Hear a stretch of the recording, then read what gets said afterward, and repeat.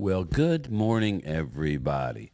Game time, Brian, otherwise known as the mailman, wrapping up my 3 days off in a row. Um, Back to work tomorrow for a 6 day work week. But first and foremost, I want to say happy Mother's Day to all the mothers out there. I appreciate, I wish I had my mother here, but, you know, so happy Mother's Day, Mom. Um, But yes, happy Mother's Day to everybody. I hope everybody has a relaxing day, if at all possible. Um, and as far as the Cowboys are concerned, they have wrapped up their rookie minicamp. Nothing but the great things to say, like always, right? But again, this is the calm before the storm. We heard this last year, how great they were and how receptive they were. So, let's pump the brakes on that. That last year's draft class has a lot to prove. So, as we know, you don't look back at a draft class until like 3 years down the road to and truly tell what kind of players they are. If that's the case, then players around the league, players 30 minutes from me are considered failures, and I don't think that's fair, who maybe didn't do much last year. Um, but this is not a day to needle poke. So it's happy Mother's Day. It's a good day, but a sad day for us who don't have mothers. Um, but yes, I'm going to touch on a few things. Just some uh, Eagles news real quick. Eagles and Patriots, they just released Gerard Mayo and Dracula, Nick Sirianni, have agreed to have joint practice. Joint practice together, New England and the Eagles in training camp. I don't know. I don't like the joint practices. On the surface, it seems like it's a good deal, and that's cool and all. Hey, it's let's hit somebody other than ourselves. You got plenty of time for that when the training camp games hit. The scrimmage games. Um, There's always seems to be fights. I don't know. Let me know what you think. Do you like the mixing and mingling? Seems like every time we joint practice, somebody gets hurt. There's cheap shots. Fighting takes away from the work on the field. And we can say whatever you want about Dallas in the playoffs. Playoffs are a different animal, people. The playoffs, everything has to come together. You have to be playing well. I've learned in different areas. Let's put it this way: whether it's shooting pool, playing pool, competitively, or baseball, whatever. In a bigger game, people step up. Playoffs are a different animal. You're getting everybody's 110%. If you believe in 110, some people say you can only give 100. You know what I'm saying? You have to be all in 100%. And if you have any kind of lapse, coaching, or if you have any flaws on your team, they're gonna be exposed in the playoffs. They just are. But there's no denying what Dallas does in the regular season. The last 3 years, I'm gonna have to look it up. Who was the last team to win 12 games 3 years in a row? And now it might have been the Kansas City Chiefs. I don't know. But I mean, that's a good accomplishment. So we'll see what they do this year. The schedule release comes out Wednesday. I'll be doing that falls on my Hump Day Live. So we'll be doing a live stream Wednesday night. I will be doing a live stream, a Zoom call, a channel member Zoom call. I want to say 4, but look for it to be a little earlier.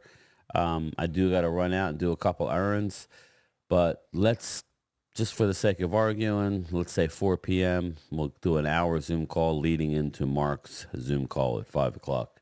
But it might be a little earlier, so make sure you have your bell notifications on. But this video, we're going to touch on a couple things. First, let's go to, I didn't check and see. Hopefully, yeah, there it is. Let's look at this. First and foremost, Mike McCarthy, Cowboys are a running back by committee. They've officially said that they're a running back by committee. Ezekiel Elliott won't do it all. And that's the way it really should be, people. It was nice having Zeke early on in his career where he was the bell cow guy. But, So Elliott was always the unquestioned number one, right? He was always that guy. And we had some success. That's what's interesting. If you have a good I don't think it really matters. If you have a bell cow guy like a Barkley and you have a good offensive line, I don't think it matters. But I do like the fact that not really having a lot of money invested. Now, if it was a rookie, that's fine too, because there's not a lot of money invested because running backs take a beating. And I like the running back by committee thing. I really do. Especially when they all do the similar type of things. If you're going to have a running back by committee, it's nice to have most of your guys be able to catch the ball to give you that dual threat. But Elliott was always the unquestioned number one in Dallas. McCarthy was asked if he expects Elliott to be the guy. McCarthy said it's unrealistic to expect that of Elliott in 2024. Good. Thank you.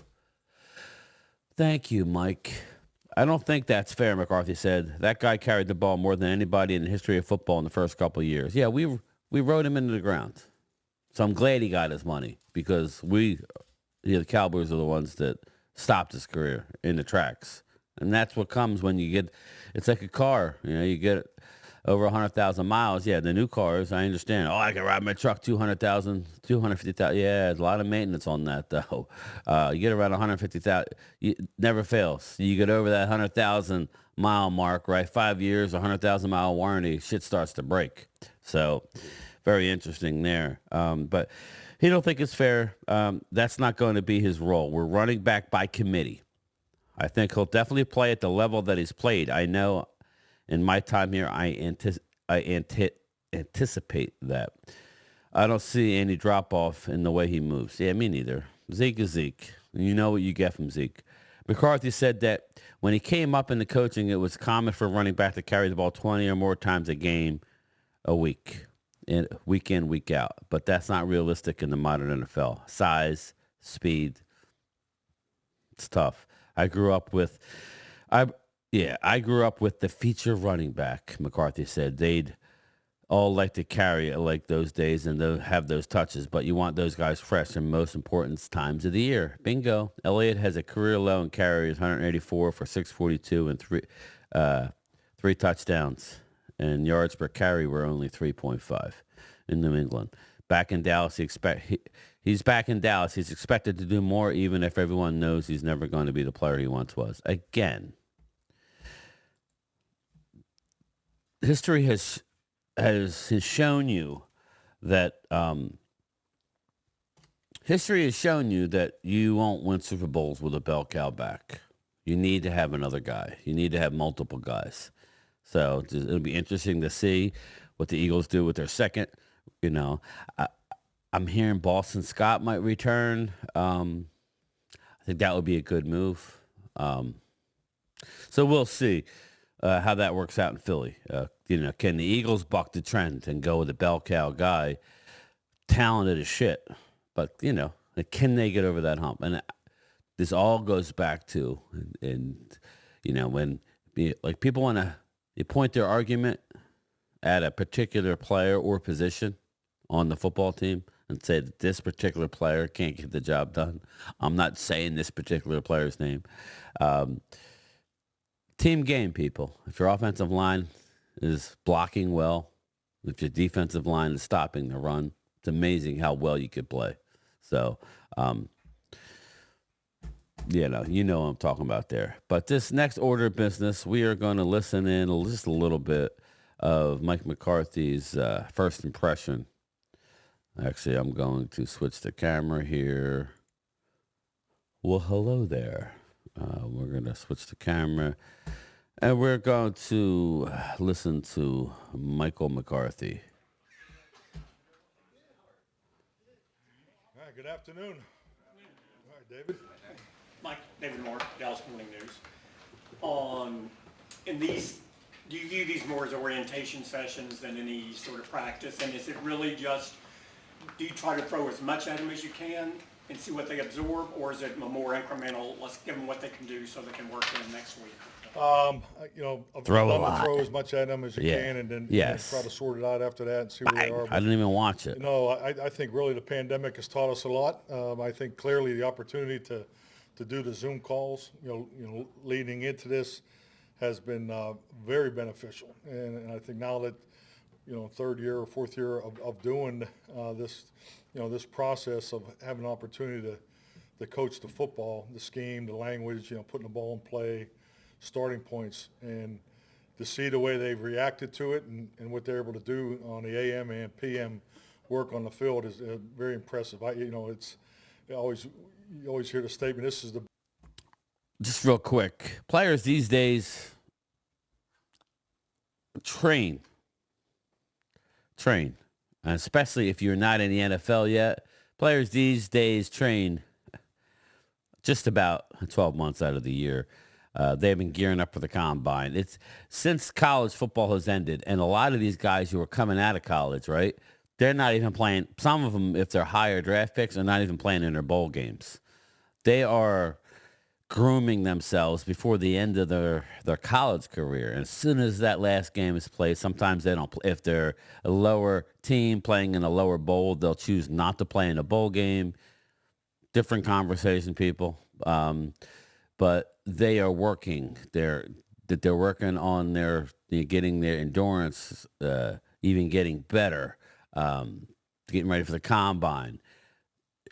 Finding out where you're going to play in the NFL. Like a Tyler Guyton, teams want him to play left tackle. He played right tackle in college with a left-handed quarterback. I'll remind everybody.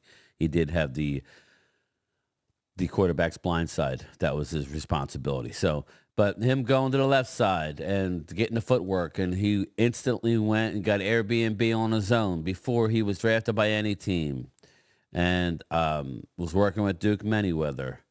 Now he got drafted by Dallas, and Duke is right out front there. He has a facility. A lot of people from around the NFL go to Duke. So these players, it's a 12-month out of the year job. Now, some of the vets, if your season ends early and you make the playoffs, you'll take a month off. 3 weeks to a month off. You will. If you're in the playoffs or if you're in the Super Bowl, you'll take 2 or 3 weeks off, and then you're right back in it. That's basically a 12-year just getting yourself together. It's not like it's an everyday situation, but you're definitely maintaining. You don't want to lose a lot of your stamina, your bulk, because if you don't lift, you lose your bulk. You don't want to blow up and gain a lot of weight, eat a lot of cheesesteaks like some unknown D tackle. I'm sorry. It's Mother's Day. I apologize.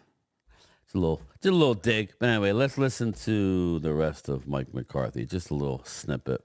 the best group we've ever had, and we feel like we say that every year. But I do not recall, a young quarterback coming in here, on a tryout and commanding the huddle and the quality of, just the reps of getting in and out of the huddle and the understanding being this high.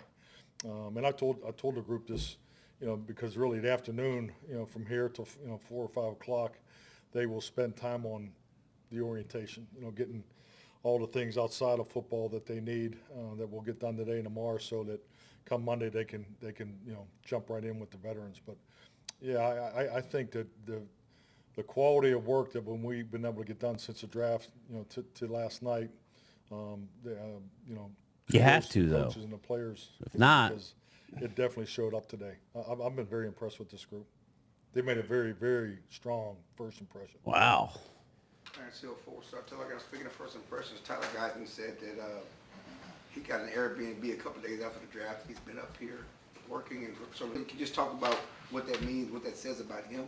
Oh yeah, definitely. I think it speaks volumes about him, and I think it's, also the nature of of our business. Because if he would have been allowed by CBA rules, he would have been here the next day. But obviously having the understanding and taking advantage of the externals, and fortunate to have Duke across the street. So yeah, I think that's really the mindset of this rookie class, and Tyler's is an excellent example of that.